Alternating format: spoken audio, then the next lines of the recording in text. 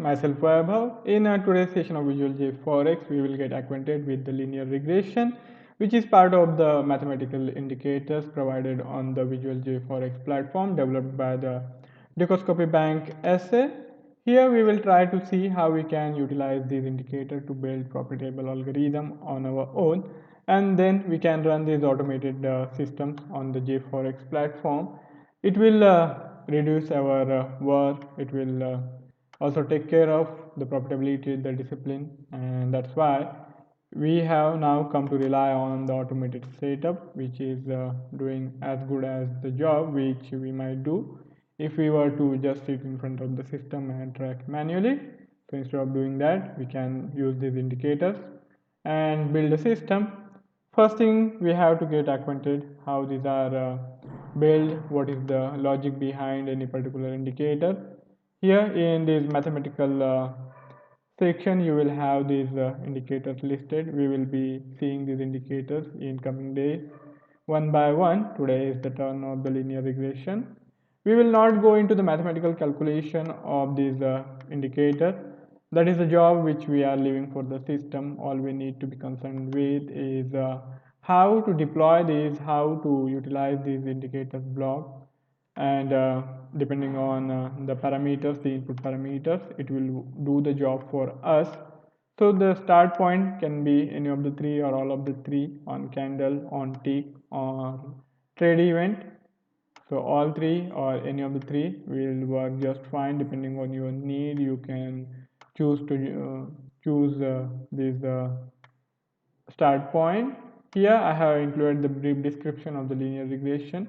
This indicator plots the ending value of the linear regression line for the specified number of bars, and statistically speaking, it shows where the price should be as per the linear regression calculation. So it is kind of forward looking, and it uses the prior data to give you an idea what or where the price should be headed, and in that aspect it is somewhat better than the moving average indicators, but of course it's always a personal choice to use the indicator, and whichever serves your purpose should be the chosen one. Now here the default instrument can be any of the instruments listed here, and all these indicators are supported on the platform. For example, let us choose this AUD as our default instrument for the day. So we also plot this indicator on the chart. Okay, so it is already in place, the linear regression indicator, and it has been defined for the time period of 50. We will edit and thicken its output width so that it is easily visible for you. So we have plotted this, and now again let us go back on the Visual JForex platform board. So here, now coming to the time period can be anything starting from 10 seconds to 1 month, anything in between. So you have all these options to choose the time frame, the time period of each candle stick, and it can be hourly, half hourly, 15 minutes, 10 minutes, 5 minutes, 4 hours, or you can use multiple blocks of different time periods, and then you can use the cluster of that indicator blocks and deploy or design the setup as per your logical thinking. For example, let us stick with let us try this 4 hourly time frame. Here we have this value now changed to 4 hours, and we will be plotting the same chart on the same linear regression indicator with the same parameters on the chart as well, so it will be easier for you to understand. The linear regression indicator also has this look back period. If you want to compare the change in prices, then this look back period comes handy. If you want to do the trend analysis also, you have to define these shift values accordingly. You can use this to do comparison between the past and the present. and that will also give you an idea of the coming future. Of course, we are counting the probability here. So when I say gives an idea about the future, I am talking in terms of the probabilistic possibilities, nothing certain there. Now coming to the time period is the amount of candlesticks data, the closing price or whatever the price input which we choose to be taken into account. If the time period is 14, then last 14 candlesticks periods linear regression endpoint will be taken into account, and that will be the output value here reflected here. If we change this, pardon me, if you want to change this, it can be changed. So for example, in today's session we will make it 50. So now here the output value is the linear regression at that point in time of the last 50 candlesticks of 4 hour each, and since the shift is 0, that means the current value will be taken into account. So here we have this linear regression plotted on the 4 hour, sorry, this is daily, we will have to change this to 4 hourly. So now we have this linear regression plotted on the 4 hourly chart, and the time period is 50. Now how to use this? As I said, we can use it in multiple ways. Simple thing is whether the price action is trading above or below the linear regression line. That way also you will get a fair amount of idea of where the price action is headed or in which direction the momentum is strong. Then you can also come to rely on the change in the direction of the linear regression. Here, whenever there is a change in linear regression output value from say from rise to fall or from falling to rising, you can jump on the bandwagon and try to take the direction whenever the direction changes. So that way also we can use that, or we can even take multiple linear regression indicators and then plot them with time period being different, and then we can see we can use that output values. We can use those output values to simply do the crossover kind of analysis.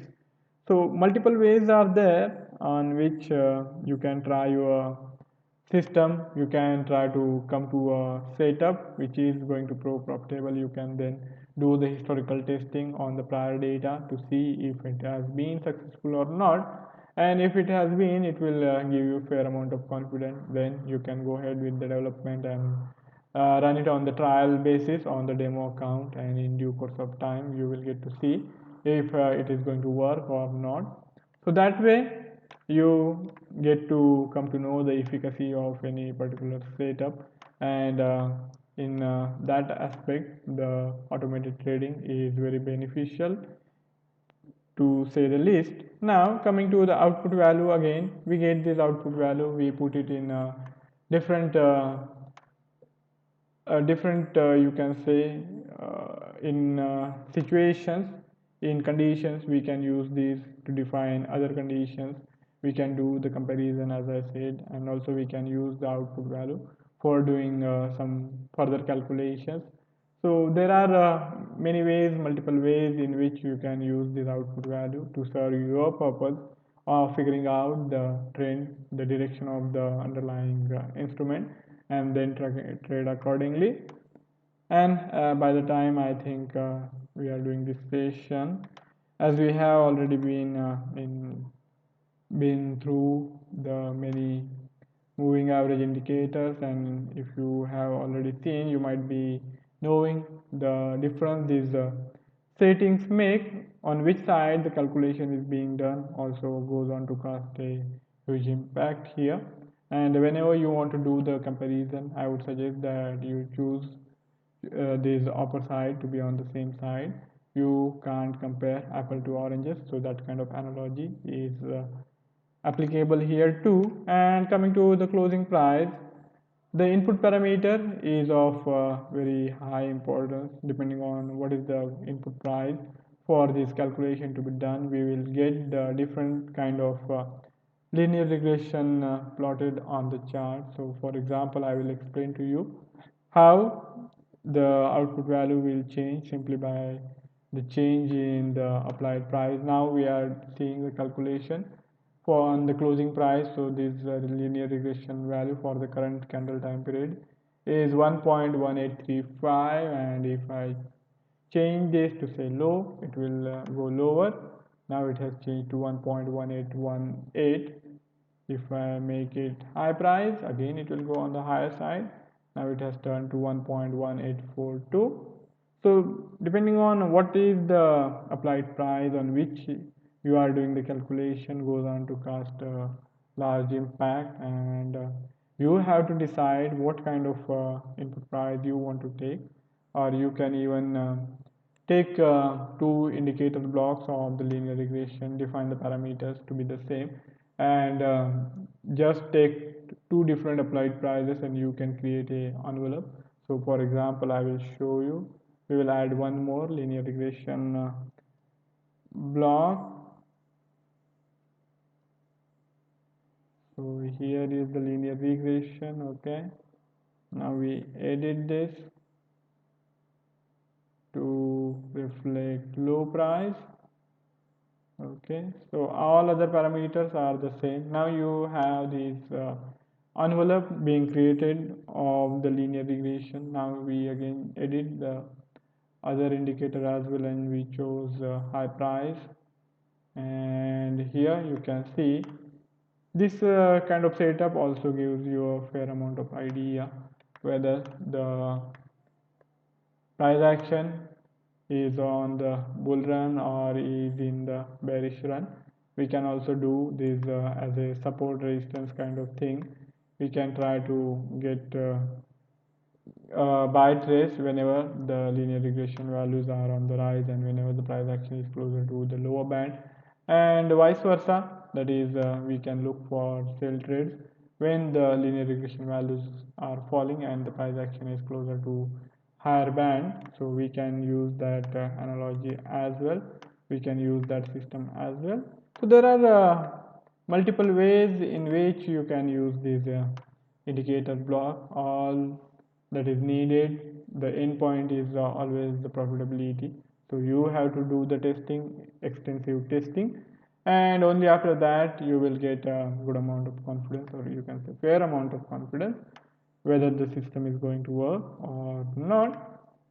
So that's it from my side for today's session. I hope you have been able to understand the linear regression indicator and how you can use these on the Visual JForex platform, and how to define its input parameters, and then how to utilize the output values in the next step of building the algorithm.